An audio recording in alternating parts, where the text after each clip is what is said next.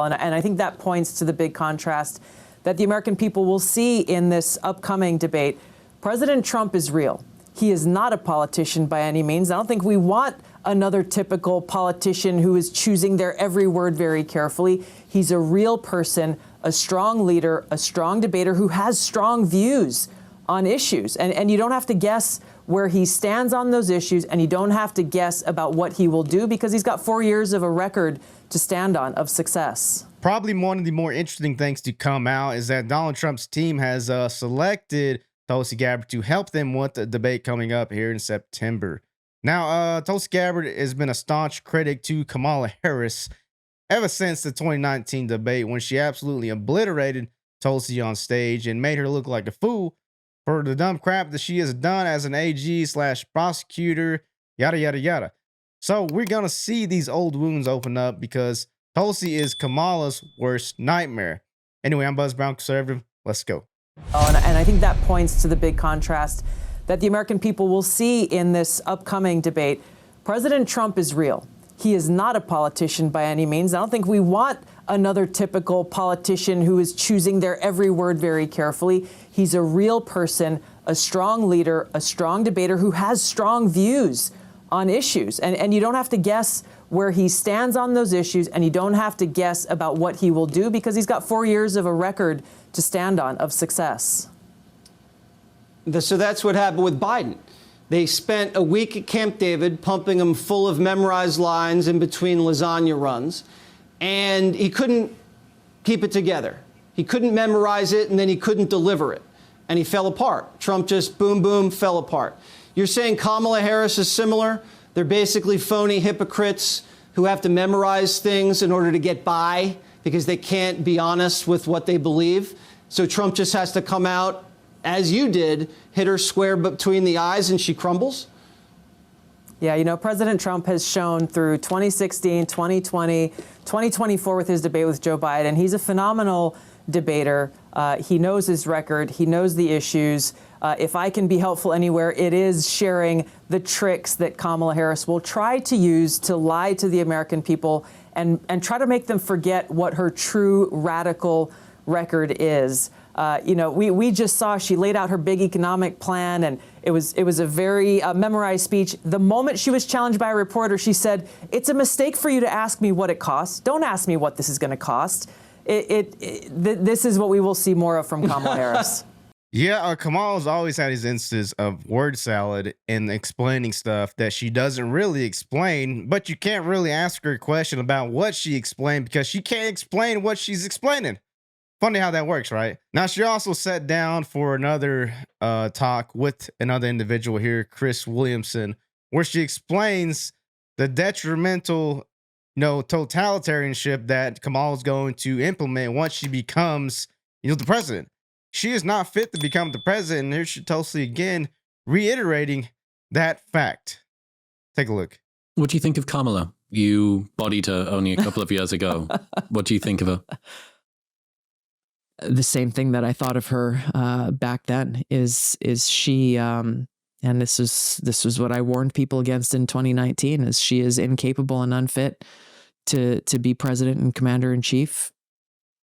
She would be very dangerous in that position, not only because she will be easily manipulated and controlled by those unelected powers that be that we talked about, but also would immediately feel like she needs to exert and show strength, and that would come at an incredibly high cost to our men and women, my brothers and sisters in uniform, to our country, and quite frankly, to the world, especially given the situation that we're facing today, where, we're on the brink of war with Russia and China, Iran, North Korea, just to name a few.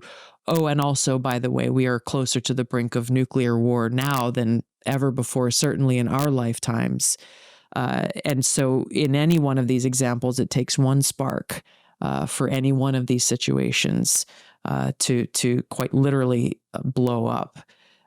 She has demonstrated through her time as vice president, through her time as a U.S. Senator, through her time as the Attorney General of California, District Attorney of San Francisco, and every opportunity, every position that she held where she had the opportunity to put the interests of the people she was supposed to be serving first, she put her own political interests first.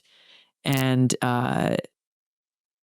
clearly does not believe in the Constitution and fundamental freedoms. So she's not alone in this, obviously, but she is now, not officially, but will be very soon, the Democratic nominee for president. And we as voters should not allow the political food fight that's going to go on to get in the way of actually knowing the facts of her record and her failed record and how dangerous she would be in that position. Is she smart? Yeah, I mean, I totally agree with Tulsi. The failed record that Kamala has had throughout her time is any political spot, whether it's a prosecutor, whether it's an AG, and now, the vice president, and maybe the president. You can just see this luggage being dragged behind her, and no one really calls it out or says anything on her side because she was selected. She was selected to be the president, not elected. No one wanted her. She was that 1% when she was debating Joe.